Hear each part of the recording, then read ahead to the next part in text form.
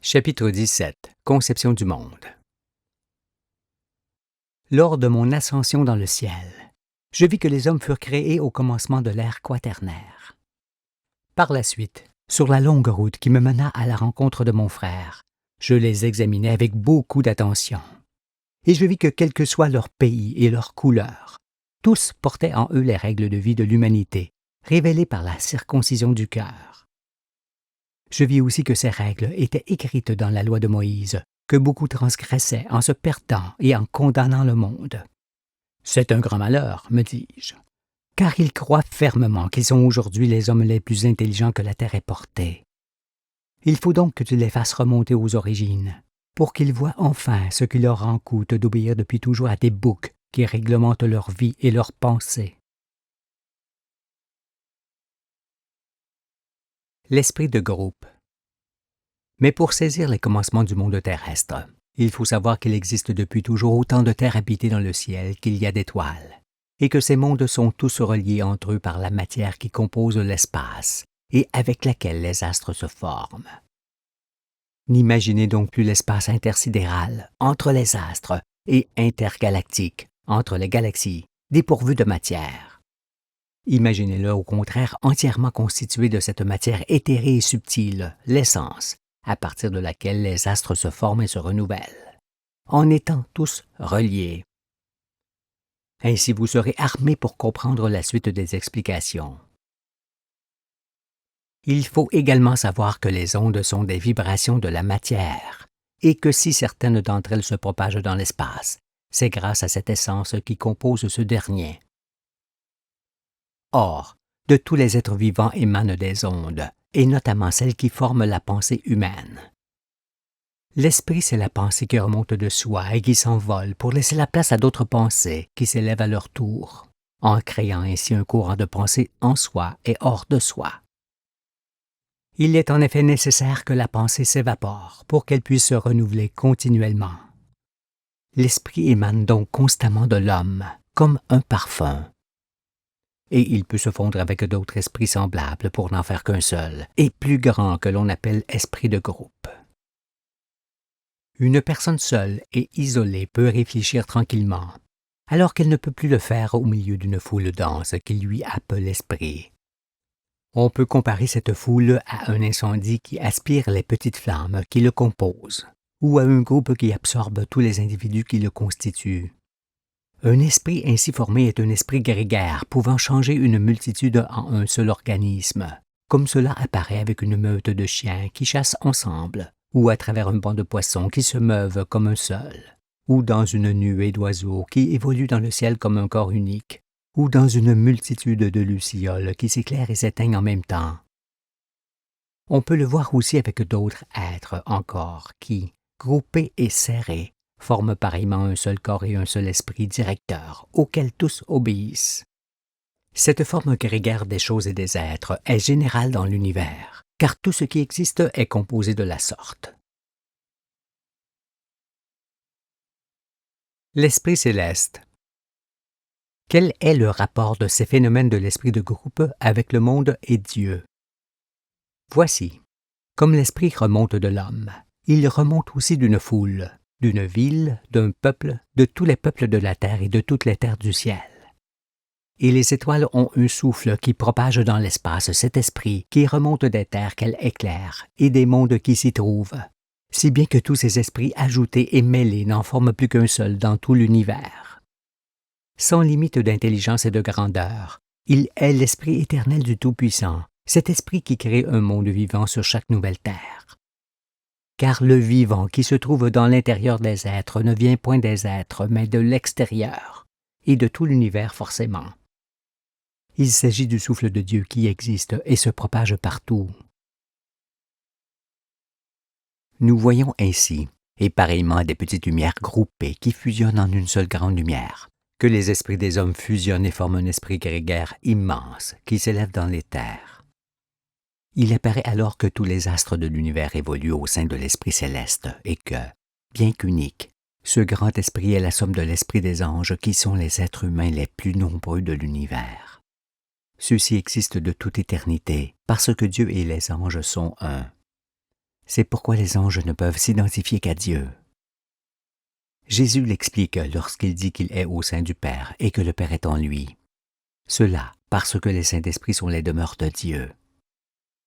Ne voyez donc pas un mystère dans la résurrection des morts s'opérant aujourd'hui par le Fils qui change l'esprit de l'homme en celui de l'ange. Car c'est aussi pour cette raison que Dieu dit encore dans la Genèse. « Mon esprit ne restera pas toujours dans l'homme, car l'homme n'est que chair, et ses jours seront de 120 ans. » Cela parce que le temps de l'homme est court. Il ne dure que peu dans l'individualité et 10 000 ans dans le sens de l'humanité. Après quoi, l'homme s'éclaire, son esprit change et devient ange. Sinon, il disparaît. Formation des êtres.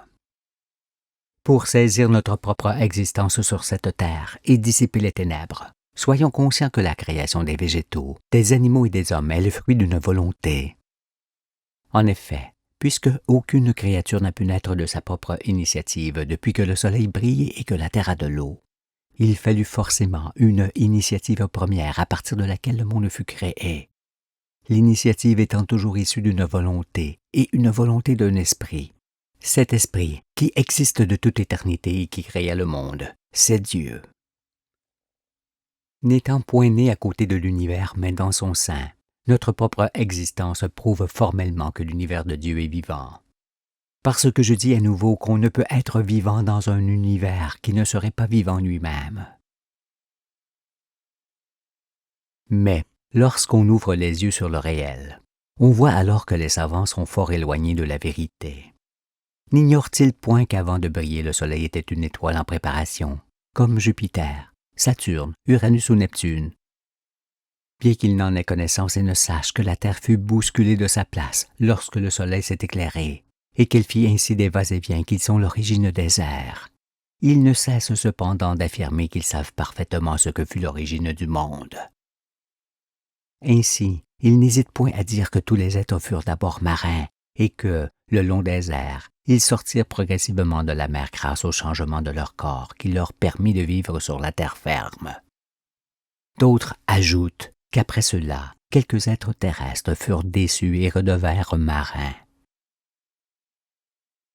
Assurément, les êtres sont formés à partir de l'eau liquide et des substances minérales qui s'y dissolvent, mais cela aussi bien dans les bassins que sur terre.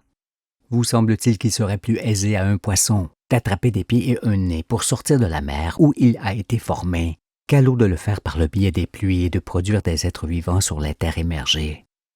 Pourquoi donc seule l'eau de mer produirait-elle des êtres et non celle qui forme les cours d'eau, les lacs, les étangs, les marais et autres lieux humides où se dissolvent pareillement les sels minéraux? Y aurait-il quelques empêchements scientifiques? En vérité, je vous le dis, les êtres de ce monde et des mondes du ciel sont pensés et connus depuis toujours. C'est pourquoi ils sont composés à partir de ce qui existe dans leur milieu originel, marin ou terrestre, pour pouvoir y vivre et s'y multiplier. Aucun être ne peut donc quitter son milieu avec lequel il fait corps. Car non seulement il n'y a aucune raison à ce qu'il le quitte, mais encore il ne peut disposer des moyens de le faire. Non, chaque espèce a sa fonction dans le monde que Dieu bâtit et il la garde. C'est pour cette raison qu'aucune espèce ne se modifia dans le temps par adaptation de cette espèce à un milieu différent de celui de ses origines et qui lui aurait été forcément hostile. Vous pensez qu'il en fut ainsi cependant à cause des savants qui voient évoluer une créature dans le temps comme le fait un nuage qui passe dans le ciel en changeant constamment de forme. Pourtant, si les créatures premières étaient devenues les suivantes et celles que nous connaissons aujourd'hui, n'aurait-il point fallu qu'elles passent par de longs moments singuliers et incompréhensibles, se trouvant entre l'espèce qu'elles quittaient et celle qu'elle allait devenir? Si donc, et comme cela est affirmé par les scientifiques, une algue marine choisie par le hasard fut progressivement transformée en poisson osseux qui, ne pouvant plus rester dans l'eau, fut changé progressivement en rongeur terrestre, puis en singe moyen et, dans ces derniers temps, en grand savant. Quel était donc le nombre de formes inconnues de cette créature pendant sa longue évolution qui la fit passer par tous ces genres? Telles les formes changeantes d'un nuage, ce nombre est forcément illimité. Si donc il y a transformation continuelle des espèces en d'autres espèces, pourquoi alors sur la chaîne de l'évolution d'une créature ne trouvons-nous que les traces d'êtres connus et aucune trace des innombrables créatures intermédiaires qui les séparent? Ces créatures intermédiaires et toujours différentes, qui ne laissèrent aucune trace de leurs pieds et de leurs os, sont-elles des entre-espèces invisibles? Ce sont les chaînons manquants, répondent les scientifiques, sans prendre le temps de remarquer que les chaînons d'une chaîne, eux, peuvent tous laisser leur empreinte sur le sol avant que la rouille n'accomplisse son œuvre. La construction du monde. L'observation des êtres antérieurs ou contemporains montre à l'évidence que les espèces ont été créées telles qu'elles sont, en réponse des conditions de vie offertes, et qu'aucune d'entre elles n'est transformiste, ni n'eut d'ancêtre de ce genre. Toutes furent composées telles qu'on les connaît, chacune à leur tour, à partir de ce qui existait en leur jour, dans leur ère, et en fonction de ce que devait être le monde. Cela fut ainsi depuis le précambien jusqu'au quaternaire dans lequel nous nous trouvons. Écoutez-moi, existant de toute éternité, Dieu connaît depuis toujours les mondes qu'il crée avant même de les créer. C'est pourquoi, lorsqu'il conçoit et donne forme à une espèce, il l'a fait en fonction de tout ce qui existe en ce jour-là et de tout ce qui existera après elle. Il arme donc la créature pour se nourrir de ce qui existe au jour où il la forme, et l'arme aussi pour se défendre des prédateurs qui viendront ensuite. Tendez-moi donc l'oreille, car le monde n'est pas le premier des mondes du ciel, mais un monde parmi les mondes qui existent autour des étoiles. Dieu bâtit le monde pour que l'humanité vienne et soit son temple où il habite. Il bâtit le monde comme l'homme bâtit sa maison, qui a toujours des ressemblances avec celle qui la précède et celle qui lui succède. Comme l'homme connaît sa maison avant de la bâtir, Dieu connaît le monde qu'il bâtit avant d'entreprendre ses travaux. Lorsque l'homme construit sa demeure, il ne change pas les fondations en murs, ni les murs en charpente et en toit qui ne reposeraient sur rien. Dieu fait de même. Il ne change point la forme des espèces qu'il a créées et qui ont une fonction précise en d'autres espèces jusqu'à ce que l'homme soit. Comme vous bâtissez votre demeure, Dieu bâtit la sienne à son image. Comprenez-vous tout ce que je dis? Je dis que les créatures sont pensées et que, pour subsister, elles sont composées en fonction de ce qui existe en leur jour et de ce qui existera après elles. Elles sont créées selon un ordre dans lequel chacune trouve sa fonction et sa raison d'être telle qu'elle est. C'est en effet leur fonction dans le monde qui détermine par avance leur morphologie, leur métabolisme et leur aptitude. Comme vous faites une fenêtre en fonction de son rôle préétabli dans la maison et des matériaux existants, le Créateur forme un être de la même manière. Dieu est parfait, et tout ce qu'il conçoit et crée est parfait. C'est pourquoi il tire du milieu naturel l'être correspondant à ce milieu. Un poisson, un oiseau est donc un être parfait, et c'est parce qu'il est parfait qu'il peut demeurer et perpétuer son espèce. Or, ce qui est parfait est fini, achevé, et ne peut être modifié de l'intérieur ni de l'extérieur. Sinon cette perfection s'en va et emporte l'être à plus ou moins long terme. Le comprenez-vous? Pensez toujours que le milieu naturel et l'être tiré de ce milieu sont un. Si donc le milieu naturel d'une créature change, cette créature, qui est un être achevé de sa formation, ne peut être transformée pour suivre le mouvement. Au contraire, elle en subit les conséquences et disparaît. Une autre est alors créée en fonction des conditions de vie nouvelles. Voyez ainsi que les formes, les attributs et les aptitudes d'une créature lui sont donnés de l'extérieur par l'esprit, en fonction du milieu où elle est tirée pour y demeurer. En raison de cette évidence, il ne faut plus dire qu'une plante ou une bête s'est dotée elle-même d'attributs, ou encore qu'elle a développé une quelconque stratégie pour s'adapter à des conditions nouvelles de vie. Non, pensez plutôt qu'elle a été formée telle qu'elle est, pour qu'elle subsiste durablement dans son milieu naturel. C'est pourquoi, n'affirmez plus que la nature a des pouvoirs, car le seul pouvoir dont elle dispose, c'est celui de garder son caractère originel pour demeurer. Attachez-vous plutôt à voir que les êtres sont des compositions réfléchies, pensées et créées par Dieu dans l'ordre originel auquel se rattachent toutes les espèces.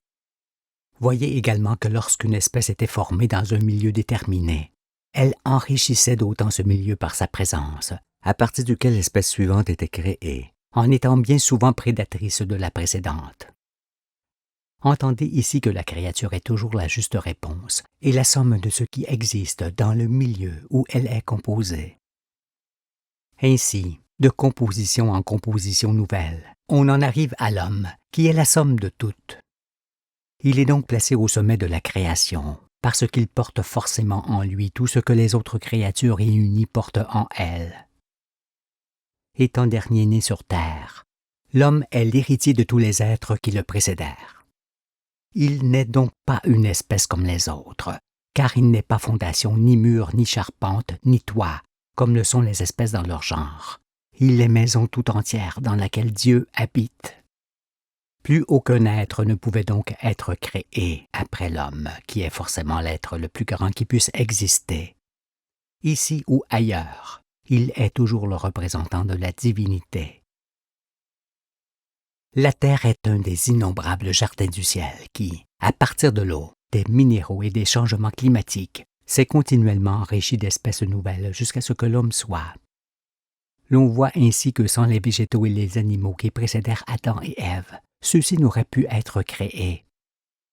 Et c'est pour qu'ils dominent sur tout que Dieu leur donna un corps qui se tient debout. Car debout signifie la domination.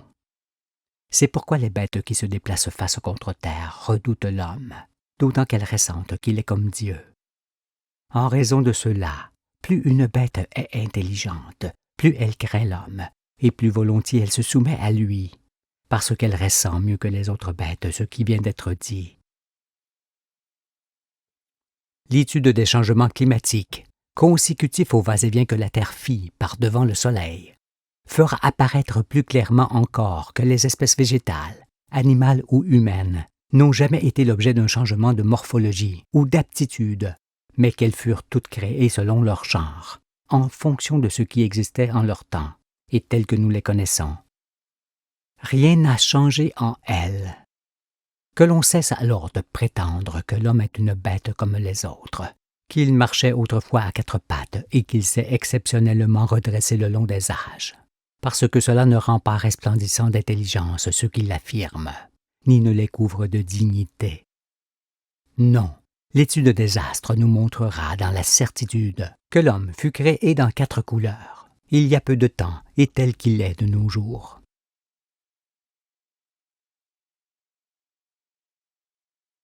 Les différences entre créatures. Nous démontrerons également qu'il n'y a jamais eu de dérive des continents, mais seulement la formation de ceux-ci par changement de température du sol, qui les fit émerger là où ils sont. Ces importants changements de température du sol, de l'eau et de l'air qui se produisirent tout au long des ères et qui déterminent aussi le climat, font que tout fut différent depuis les commencements jusqu'à présent. Par conséquent, les créatures qui naquirent le long des airs, tout autour de la terre et en tout pays, portaient forcément en elles ces différences qui permettent la structure du monde et l'esprit qui émane de lui. Écoutez et comprenez. Si deux naufragés se retrouvaient chacun sur une île différente et qu'ils désirent tous deux construire une embarcation pour se sauver, ils ne pourraient la faire qu'en fonction de ce qu'offre leur île et non de ce qui n'y est pas. Mais, quoique ressemblantes, ces deux barques seraient différentes parce que les éléments pour les faire ne seraient pas identiques sur chaque île. Eh bien, c'est pour ces mêmes raisons indéniables qu'il existe des différences entre les créatures qui ne peuvent sortir ensemble du même endroit et de choses semblables. Il s'avère alors qu'entre races, qu'entre peuples et qu'entre familles et individus de ces peuples, il y a des différences de perception, de déduction, d'interprétation et par conséquent de comportement, ce qui est fort enrichissant et parfait pour le monde. Puisqu'il en est ainsi pour deux êtres voisins et originaires du même pays, Cela sera encore plus marqué entre deux individus de races différentes, habitant côte à côte. C'est pourquoi, si l'Autochtone se conduit dans son pays comme il convient de le faire, avec les éléments qui s'y trouvent, l'étranger, lui, se conduira comme il le ferait dans son pays d'origine, ce qui ne manquera pas de créer des sources de conflits, l'étranger étant la mauvaise réponse des lieux et du peuple. Par fraternité, on peut aller dans tous les pays du monde pour rendre d'amicales visites à leurs habitants et partager le savoir avec eux. Mais on jette le trouble si on y établit son domicile, et la confusion si l'on s'y multiplie. Je dis que chaque individu doit habiter son pays originel, avec lequel il fait corps et non celui d'autrui, où il n'y ait pas la bonne réponse. Nous reviendrons là-dessus après l'étude des formations, et chacun comprendra enfin ce qu'est la grande discorde qui règne au soir du monde, dans toutes les nations.